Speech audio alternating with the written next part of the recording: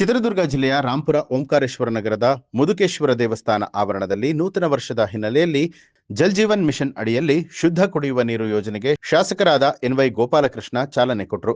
ಈ ವೇಳೆ ಮಾತನಾಡಿದಂತಹ ಅವರು, ಈ ಪ್ರದೇಶದಲ್ಲಿ ಬಹುದಿನಗಳಿಂದ ಶುದ್ಧ ಕುಡಿಯುವ ನೀರಿನ ಬೇಡಿಕೆ ಇತ್ತು. ಅದು ಈಗ ಈಡೇರಿದೆ. ಸಾರ್ವಜನಿಕರು ಇನ್ನಷ್ಟು ಸಹಕಾರ ನೀಡಿದಲ್ಲಿ ಮುಂದಿನ ದಿನದಲ್ಲಿ ಹೆಚ್ಚಿನ ಅಭಿವೃದ್ಧಿ ಕಾಮಗಾರಿಗಳನ್ನ ಕೈಗೊಳ್ಳಲಾಗುತ್ತೆ ಅಂತ ಹೇಳಿದರು.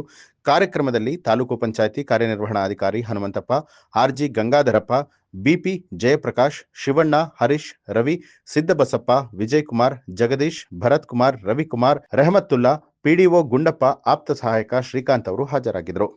ನಾವು ನಮ್ಮ ಹೋರಾಟದ ಸಲುವಾಗಿ 2014ರಲ್ಲಿ ನಾನು ಬಳ್ಳಾರಿಯಲ್ಲಿ MLA ಆಗಿದ್ದೆ. ಇಲ್ಲಿರಲಿಲ್ಲ. ಆದರೂ ಕೂಡ ಚಳ್ಳಕೆರೆ ವಿಧಾನಸಭಾ ಕ್ಷೇತ್ರದ ರಘುಮೂರ್ತಿ ಮತ್ತು ಹೆಚ್ಚಾಂಜಿನವರು ಸೋಷಿಯಲ್ ವೆಲ್ಫೇರ್ ಮಿನಿಸ್ಟರ್ ಆದರು. ಅವಾಗ ಮಾನ್ಯ ಸಿದ್ದರಾಮಯ್ಯನವರು ಮುಖ್ಯಮಂತ್ರಿಗಳಾಗಿ ಚಿತ್ರದುರ್ಗ ಬಂದಂಥ ಸಂದರ್ಭದಲ್ಲಿ ಬಹಳ ಪ್ರಮುಖವಾಗಿ ನಾವು ಹೋಗಿ ಅವರ ಹತ್ರ ಬೇಡಿಕೆ ಇಟ್ಟಿವಿ. 3,500 ಕೋಟಿ ರೂಪಾಯಿ ಅವತ್ತು ಕ್ಯಾಬಿನೆಟ್ನಲ್ಲಿ ಇಟ್ಬಿಟ್ಟು ಹಿನ್ನೀರನ್ನ ತುಂಗಭದ್ರಾ ಹಿನ್ನೀರನ್ನ ಮತ್ತು ಈ 3 ತಾಲೂಕುಗಳಿಗೆ ಹಾಕಿಬಿಟ್ಟ ವ್ಯವಸ್ಥೆ ಮಾಡಿ ಸೋಷಿಯಲ್ ವೆಲ್ಫೇರ್ ಡಿಪಾರ್ಟ್ಮೆಂಟ್ಲಿಂದ 800 ಕೋಟಿ ಅವತ್ತೇ ಸ್ಯಾಂಕ್ಷನ್ ಮಾಡಿ ಸಿದ್ದರಾಮಯ್ಯವರು ಬಳ್ಳಾರಿ ಈ ಚಿತ್ರದುರ್ಗ ಜಿಲ್ಲೆಯಲ್ಲಿ ವಾಗ್ದಾನ ಕೊಟ್ಟರು. ಅದ್ರ ಪ್ರಕಾರ ಪೈಪ್ಲೈನ್ಗಳು ನಡೀತು. ಕೆಲವರು ತಮಗೆ ಗೊತ್ತಿರಬೇಕು, ಬಹಳಷ್ಟು ಆರ್ಡರ್ಸ್ ಬಂತು ಕಾಂಟ್ರಾಕ್ಟರ್ಗೆ, ಮೆಗಾ ವಾಟರ್ ಸ್ಕೀಮ್ನವ್ರಿಗೆ, ಮೆಗಾ ವಾಟರ್ ಕಾಂಟ್ರಾಕ್ಟರ್ಗೆ ಬಹಳ ತೊಂದರೆ ಕೊಟ್ಟರು.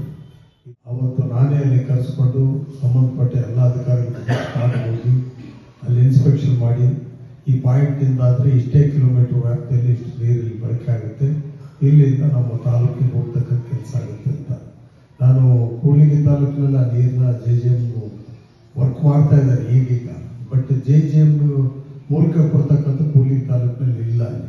ಇದು ನಮ್ಮಲ್ಲಿ Karnataka urban water sewerage board ಅಂತ ಹೇಳಿದ್ರೆ ಅದು ಸಪರೇಟ್ ಆಗಿ ಅದನ್ನು ಬೇರೆ ಬ್ಯಾಂಕ್ ಮಾಡಿಕೊಟ್ಟು.